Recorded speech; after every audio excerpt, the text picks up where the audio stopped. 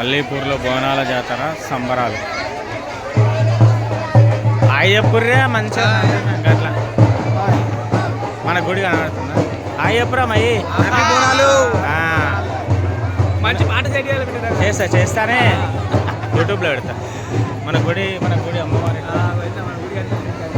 Right right right. సగం పాట అయినా సరే ఖచ్చితంగా చేస్తా. హ్యాపీ బోనాల్ అల్లీపూర్.